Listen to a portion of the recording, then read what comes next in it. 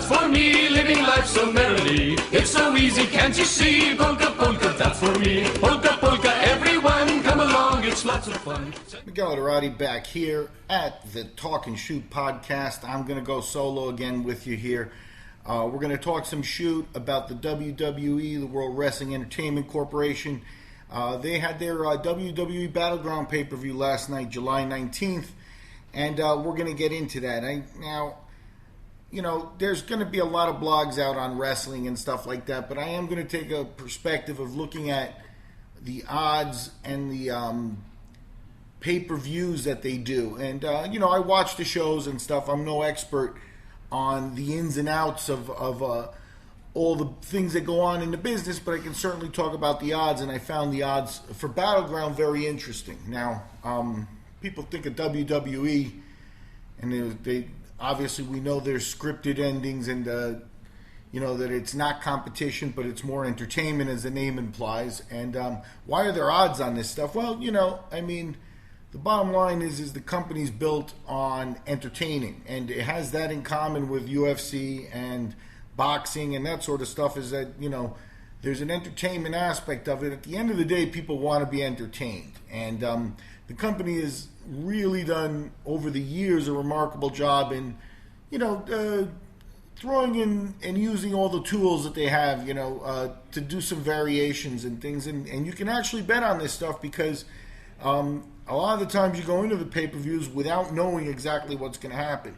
And Battleground was that type of pay-per-view. First, Battleground, you know, the WWE structures their pay-per-views on a yearly basis. Battleground's been around for 3 years, so it's not a huge, you know, historic pay-per-view. But this one was, and for a lot of reasons here. The main thing on this card was that Brock Lesnar was going to be facing Seth Rollins, trying to get his WWE Heavyweight World Championship back. And that match, the interesting part about Battleground is that the WWE odds appear at the books, you know, traditionally about a week before the show, a little less than a week, and you get some of the lines up there and some action. The Battleground odds were up for more than a month, so that was very interesting. Rollins and Lesnar opened a real tight under, I mean, I think it was plus 150 for Lesnar and minus 130 for Rollins or something along those lines. Now that, come showtime, had changed drastically, and Rollins was like a big, you know, minus 450 favorite on that, with Lesnar paying about plus 300. Here's the interesting part is you know, people get lost in the WWE concepts and stuff, but if you bet Lesnar, you won last night because he won the match by disqualification. Therefore, the feud goes on as WWE Entertainment, you know, wants to extend that. And the bottom line there is that he still won the match, so you still win the bet. And that's pretty interesting, and that's something that, you know, people thinking about betting on this stuff should make a note. The disqualifications go as victories. Now, how he was disqualified was where the WWE gets some points for a big surprise. Even, you know, if you check on a lot of the buzz around the WWE and stuff in the last year or so, a lot of the marketing around The Undertaker seemed to have died down. He's, you know, he lost to Brock Lesnar, lost his big WrestleMania streak, and I think it was pretty unexpected that he showed up at Battleground, causing Rollins to be disqualified, but basically took Lesnar out with choke slams and some of his tombstone pile drivers, which, you know, even though he's an older athlete, that's one of the magic things about WWE that you have here, is that these guys, you know, now that he's a persona, The Undertaker comes back, and he always comes back and delivers the same thing over and over, even though, you know, basically he's an old man at this time. Real sport does not have that effect of, it's more like a Japanese style where, like, The Undertaker has earned his respect over the years, and they give him his position still. So I find it interesting, and what that sets up for us is maybe a showdown, again, with Lesnar and The Undertaker at WrestleMania this coming year. I'm not sure how that will work out in terms of, does Lesnar chase down The Undertaker now? Does Lesnar still continue to go after the belt? Does Rollins slimy away and face another challenge while that works itself out? So a lot of tie-ins there. But the bottom line is if you were betting around fight time, you may have caught Lesnar plus 300 heading into that fight. One of the other big fights that was on the show featured the United States champion John Cena. And what Cena was doing is Cena was taking on Kevin Owens, and this is the third pay-per-view in a row that these guys fight. Now, let me tell you something. This was another one of those pick-em fights because Owens has come up from NXT with the NXT belt and an awful lot of heat. And Cena's been working, doing the job here of bringing him along and inflating his status here with the fans. The bottom line is Cena's been really good at that. In this sequence of matches, and especially last night at Battleground, Cena really showed an enhanced repertoire. I mean, you can't. I don't think you can say it any other way. A lot of people have been watching Cena for years, and he's the popular guy that everybody hates, and some people criticize him, some people love him. But one of the big criticisms of him is his repertoire of moves, his in-ring moves. They don't change much. In a way, actually, I could say he's about as talented in the ring as Roman Reigns is. In terms of, they have their big power moves, their signature moves, but you've seen them so many times at this point that it really does, at times, get boring to the wrestling fan. And Cena's a veteran for 10 years. He's been at the top for 10 years. And for him to be coming out with new moves, the F5s from the belt, from the ropes, and, that type of thing on a consistent basis in this feud with Owens has been refreshing, and it's been good to see Cena pumped up and working about it. Now, with all that said, Kevin Owens should have been the winner last night. The bottom line is Cena with the United States Championship should be to the WWE something very short. He could get out, leave the belt, get out, leave it with Owens, and let Owens continue running with it. Owens is potentially set up for a feud with Cesaro, which has the whole world buzzing and stuff. And, Cena could move on and go anywhere. Cena could get himself involved with the Brock Lesnar situation. Cena could get himself, involved in any number of the upper echelon feuds, potentially around the WWE belt if they needed him, or they could use him to elevate some other talent as well. Instead, now he's kept the United States Championship, and it's not quite clear whether Owens, who tapped out in the middle of the ring, whether Owens is going to get another shot, or now, they took the NXT belt from him ostensibly because he's moving up to the main roster, and now he's going to be a guy that doesn't have a belt.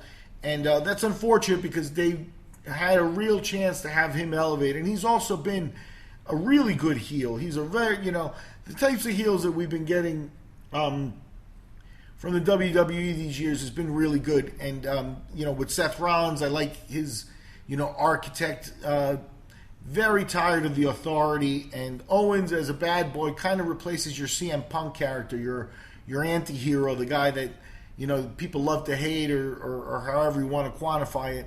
And they had a real chance with Owens to put him over. And again, Cena wins, and Cena's been there 10 or 12 years. And there was really no reason to do that. It was just, that was a bad move on their part. And Cena was a big favorite. Again, that match was very tight a month ago when they'd opened at the books. Come fight time, Cena was a big favorite on that one at minus 350 with Owens in the plus 250 range. So it turns out that, people kind of got that sinking feeling, it looks like it's going to happen again. And sure enough, it did.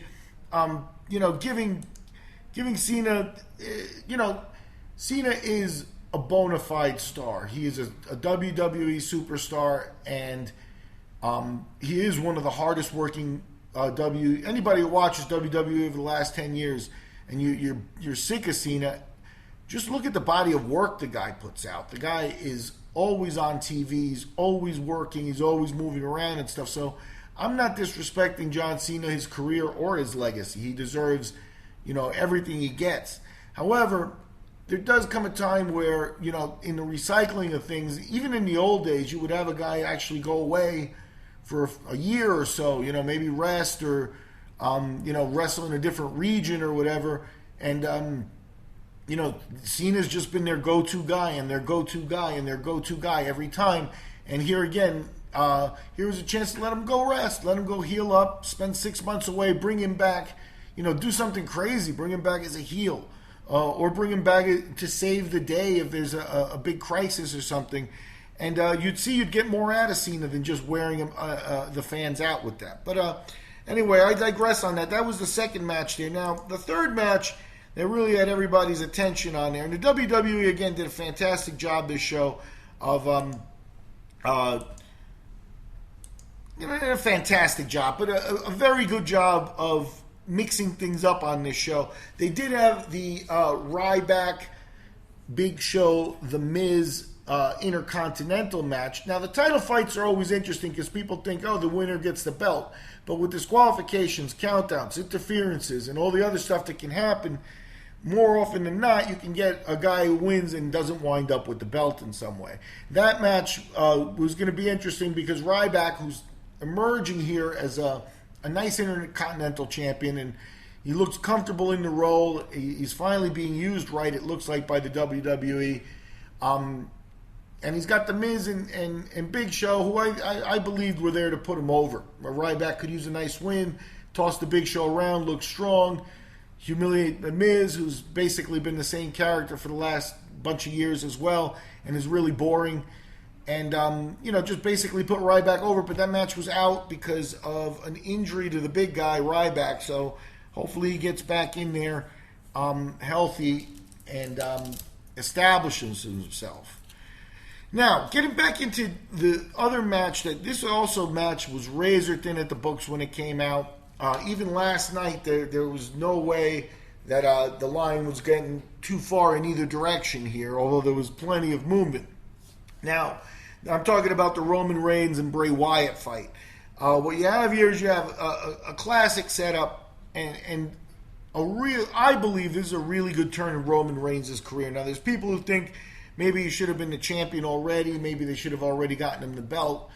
And I don't know that that's the case. I think they did a really good job. I think Rollins is, in the long run, playing the part of the champion now to set up a bigger champion in the future, something like a Lesnar or possibly Reigns in the future. Reigns now has the feel good with the audience of that he's gotten stopped at the door for the belt. He's gotten stopped at the door for Money in the Bank, and he's really, he's looking like, okay, at first the rumor was that he was being favored and that they wanted him to have the belt and that they were babying him and stuff.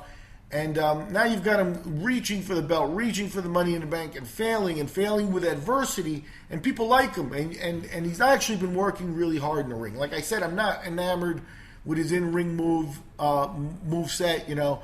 The drop kick, on the side mantle from the outside is a nice move. I consider the spear a weak finishing move. I don't like it. It's not, it doesn't look like it has the impact that they declare it to have with as a finishing move. I think it worked for Goldberg in the old days, and now recycling it, and Lashley uses it, and blah, blah, blah. It's just a weak move. It's not a technical move at all. His Superman punch is in the same neighborhood. So it would be nice to see him go the Cena route and really begin to work on some other moves.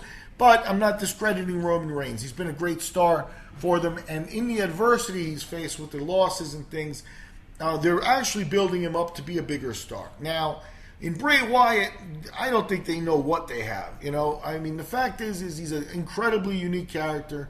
He commands a microphone. He reminds me of like a Kevin Sullivan type from the old days, or Buzz Sawyer, one of those kind of crazy guys that, you're not sure where to read, maybe like a Roddy Piper type of character or something like that. So there is a place for him, but they're overusing him in this situation. Some of the stuff he's doing, they've got to let him grow in some way. And I think here, he's going to come in short. He's been in a couple of feuds now, Bray Wyatt has, where he's come in second fiddle. And if they're going to continue to portray him as this dangerous guy, he's going to need to step up and win one. This was the first time that these two met on a pay-per-view. Battleground last night was the first time that Roman Reigns and Bray Wyatt met on a WWE pay-per-view. And I think it's not going to be the last. This feud is going to extend itself. What happened last night obviously lends itself to that, and it was pretty clear that this was going to be an extended feud. That's what made the line so tight in this one, because, the winner of this feud in the long run is almost certainly going to be Roman Reigns. There's almost no doubt about that. Bray Wyatt is here to give him hard work, put him over. They have great in-ring chemistry. The matches are very violent, and they look very good. And in the long run, when Reigns emerges, he will emerge a stronger, more formidable force in the WWE. Here in this first match, they gave it. They did. They put together maybe one of the best matches, maybe the best match on the pay-per-view. In terms of, it's just hard-hitting stuff when these guys go. And Wyatt really brings that crazy into the ring. Reigns has been doing, like I said, a spectacular job with, taking bumps and things like that as well. So it definitely was a big match. Now, towards the end of the match, you've got Reigns, the usual, shenanigans of the WWE. It's been back and forth, and, there have been all kinds of near falls and things.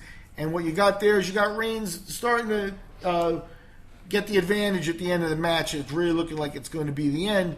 And there's some type of outside interference. A guy with a mask shows up. Wyatt comes in. Wyatt lands his finishing move, Sister Abigail. And you can kiss Roman Reigns goodbye there. He got the pinfall and stuff. And afterwards, what they revealed was that the man in the mask was Luke Harper. Now, Harper's been out of the rotation for a couple of months, but he obviously started with Bray Wyatt in what was called the Wyatt family when they came into the WWE. And now he comes back. There was thoughts that he could again be a tag team with Rowan, and maybe they'll be rejoining the Wyatt family. That would help extend the feud. Reigns has Dean Ambrose as a popular assistant there if that feud begins to boil over and stuff for a couple of pay-per-views. But I'd like to see them leave Wyatt and Reigns alone and let that feud play itself out. Maybe this was could be a short appearance for Harper back with the family, and we'll see where Rowan is. Rowan in his goat mask was not seen here, and frankly, I was a little bit disappointed about that. I like the big guy. Going back into it now, here is another good example of the B-class matches in the WWE, because right now, there's no doubt about it, the tag team scene in the WWE is a B-class scene. They're not giving them the pushes or anything along those lines, and they frankly haven't really gotten a great deal of variance in talent, though we've gotten some interesting things. The fact is you've got the titles in the hands of the primetime players. They were defending against the ex-champs who are the New Day. Now, I like this because the primetime players kind of came back out of nowhere a few months back, and now they've got the championships. They were a hard-working team with their millions of dollars stuff. To get into the interesting parts of behind the scenes and stuff, you had Darren Young, a member of the primetime players, declare himself openly gay, which led to positive publicity. He hasn't really been held back, but he was injured shortly after that, and then it became something where he had disappeared for a little while and had taken Titus O'Neil with him. O'Neil I enjoy because he's big and he's athletic, and he's not afraid to use his muscle in the ring. Him and Young do have a good chemistry, and it's a nice team of a big guy and a little guy that seems to be able to handle things well. The gay aspect really doesn't play much into it, obviously, as the characters go and stuff. But at the same time, corporately, you don't want to be seen to be holding a guy back either. So I think that they were going to keep the belts, and they did. In terms of what we have here is we've got Kofi Kingston and Big E forming the New Day. And what that does is that leaves them with their mouthpiece, Xavier Woods, outside talking smack throughout the match. And, people like the show. Xavier Woods is definitely entertaining. But the fight was, basically what you expected on here. There's no real show stealers or anything like that. Basically you had the primetime players retain their belts. Heading back into the rest of the pay-per-view, you had the Money in the Bank winner. This is an old-time feud going down. And these guys do work together very well. And you had Randy Orton facing Sheamus. And it was a good, hard-hitting opening match. Sheamus lands the bro kick, does not get the finish. Randy ends up with the W, which is nice to see. I'm not sure what direction they're going with Sheamus. Sheamus has made appearances as an enforcer for the Authority, but he hasn't really established himself there. His feud with Orton, again, it's a bit of a recycle because these guys have done it so many times in the past in terms of meetings and stuff like that. It was nice for the pay-per-view and it was an entertaining fight, but what the effect of Orton winning has is it elevates Orton and it really knocks Sheamus back a bit. And that's a bit of a shame in terms of the fact is Sheamus has got the money in the bank. The situation here would be at some point that contract gets cashed in, and what you've got a guy who's been losing. If he's been losing, it really doesn't have a great feeling for it. Now, the thing about the Money in the Bank contract over the history of the WWE has been that everybody cashes it in. It's almost a ticket to be world champion because nobody, except for on rare occasion, has wound up without being able to cash that in. I believe Damian Sandow may be the only guy who's never cashed it in. Somebody can correct me if I'm wrong on that, but it rarely happens. So, Seth Rollins did it last time. He's got the belt because he cashed in his Money in the Bank contract.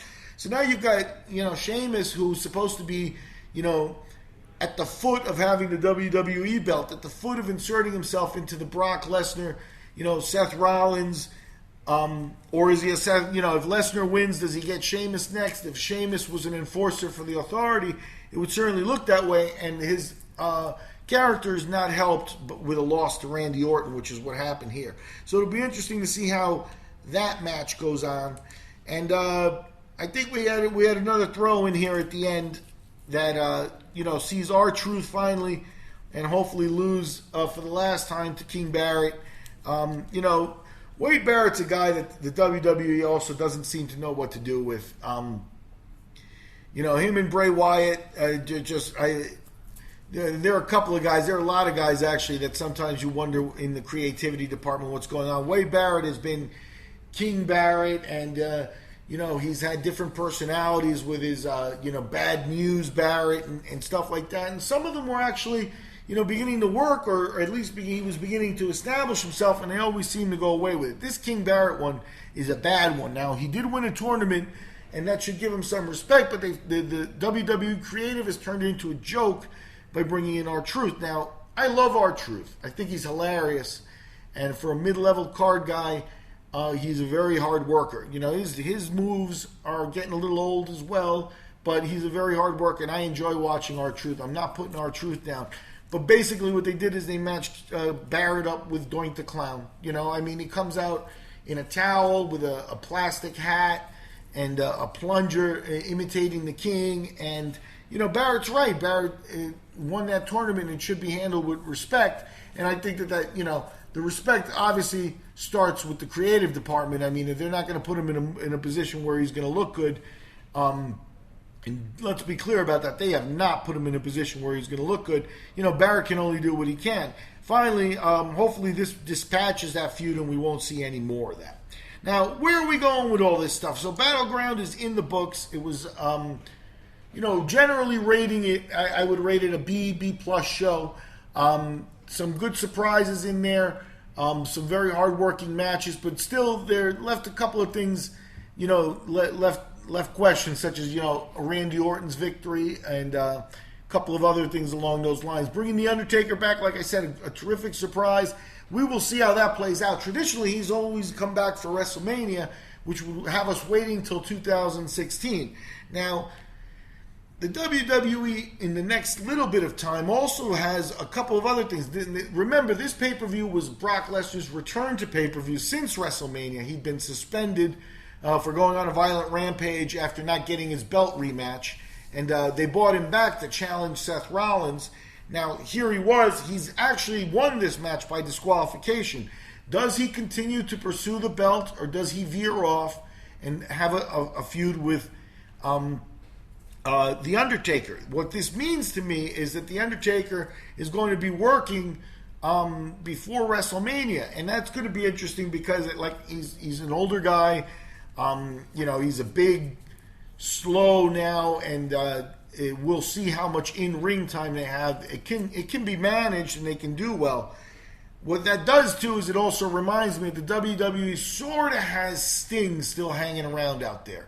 Remember, Sting came out against the Authority and had a showdown with Triple H, and he's sort of been behind the scenes now or gone. Is he gone for good, or is The Undertaker coming back to face Sting at next WrestleMania? What that would mean to me is The Undertaker would have to have some type of feud with Lesnar, play itself out, stick around, and then in WrestleMania maybe face Sting. That really would be the best possibility. I don't want to see The Undertaker and Lesnar extend itself too much, only because it really weakens Lesnar. Lesnar's going to have to carry the physical aspects of that match, especially either they'll be very short appearances, very stylized and canned to hide The Undertaker's limitations, or, they best keep that feud short. It should resolve itself. The Undertaker got a modicum of revenge. Let him go, and let's see Brock Lesnar zero in on Seth Rollins and hopefully be in that title fight for WrestleMania. For the Survivor Series this summer. That would be the most interesting and best case scenario. And what that might do is for WrestleMania, that leaves you Sting and Undertaker as the gimmick match, which is going to get eyes on it, and it deserves it. It's two legends. But mixing legends up with the prime guys in the sport is bad in any sport. And even though this is entertainment and they can manage it at times, you're putting older performers in a situation where they're just not going to be able to match up and perform. What you're going to do is you're going to have Lesnar operating at less than, full cylinder against an older guy, and it's not going to look great. So I would do Sting and Undertaker next WrestleMania. I would look for Lesnar to go ahead and zero in on Seth Rollins, get the belt back hopefully by SummerSlam or Survivor Series or one of the big pay-per-views later this year. And then what that will do for you is it may very well leave us ready for WrestleMania with Brock Lesnar against Roman Reigns. And then we will have the recycle that really has been through a lot of mileage, That was a showdown at last WrestleMania. And now a rematch a year later when they've all been through so much. Lesnar suspended, coming back, flirting with the UFC. They can always make Lesnar look like a monster. And Reigns, with all the adversity, losing the Money in the Bank, being so close to the WWE belt, only to be betrayed by his ex-teammate. And, I think Reigns may be a lot more ready to assume the mantle of the WWE belt next year if all that stuff plays itself out. Anyway, WWE Battleground went down last night. Some surprises, the return of The Undertaker. Lesnar's not the WWE champion. John Cena retains the United States Championship, much to the chagrin of Kevin Owens fans. Fight Owens Fight has become, a real popular cheer at WWE events, right up there with Cena sucks. And, it's kind of sad that the WWE would opt for the safe option here. They were at the situation where they had done it right, and Owens has been, in my book, being tested for the last couple of months now in the WWE, and he's come through with flying colors. The only knock I have on Owens is he's already faced down with Cesaro a couple times in the ring. He kind of looks small against Cesaro. Really accentuates Cesaro's size, and I wonder if he's going to come out of that feud, into the mid-level card. And, he had his moment, and Cesaro's going to be the one elevated. So there's lots to see when the WWE starts tuning in. Tonight is Raw. I would catch it if you're interested in this stuff. It's usually must-see television the day after a pay-per-view. Keep in mind, The Undertaker appeared. The Undertaker may appear here at Raw. Certainly you're going to have Lesnar without the belt. Probably not be happy, so must-see TV tonight on Raw, and then you've got the next pay-per-view coming up in a few short weeks, so we'll catch you there. Anyway, this is Miguel with the WWE World Wrestling Entertainment Podcast. We're taking a look at it. We're taking a look at the odds, and we will talk and shoot with you later about the WWE. Bye-bye.